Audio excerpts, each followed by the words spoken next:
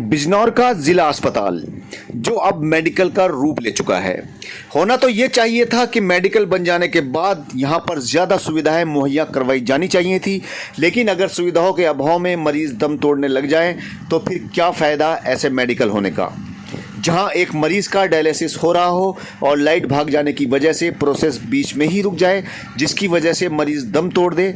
क्या करना है ऐसे मेडिकल का जहां पर सुविधाएं एक छोटे अस्पताल से भी बदतर हो चुकी हों।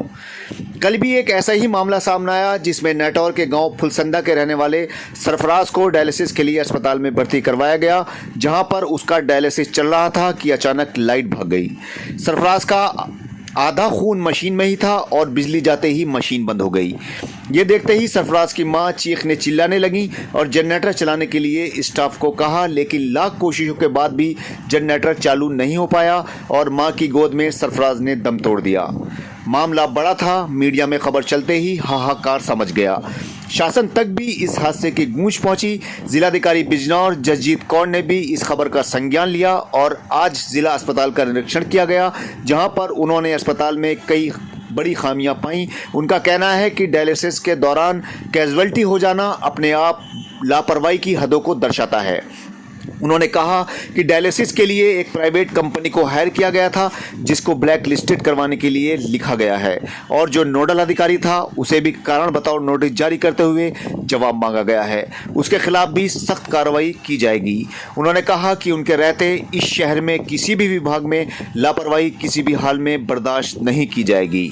जिला अस्पताल बिजनौर में संचालित डायलिसिस सेंटर, जो एक प्राइवेट एजेंसी एस्काक संजीवनी के नाम से, जिसको पीपीपी मोड पर दिया गया है और 2020 से उसको टेंडर था, जो डायलिसिस सेंटर हमारे जनपद में चला रहे हैं, उस सेंटर की जांच जो है कल सीडीओ साहब द्वारा करी गई और जांच में कई कमियां वहां पर पाई गई।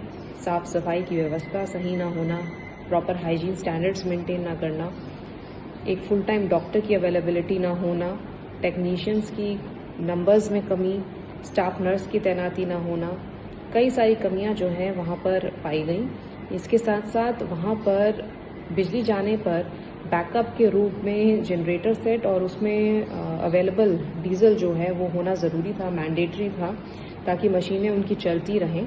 उसकी भी जो है उन लोगों ने फैसिलिटी नहीं करी हुई थी, जिस वजह से वहाँ पर एक कैजुअलिटी कल हुई है।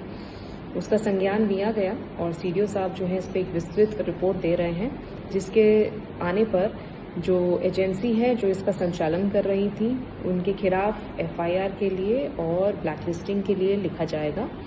साथ ही साथ स्वास्थ्य विभाग के हमारे अधिकारी जो वहाँ पर नोडल थे, जिनको उनको सुपरवाइज करना था कि एजेंसी प्रॉपर काम कर रही हो, और जिनकी सुपरविजन प्रॉपर ना होने की वजह से ये जो लापरवाही जो है वहाँ हुई है, उन अधिकारियों के खिलाफ भी रिपोर्ट भेजी जाएगी।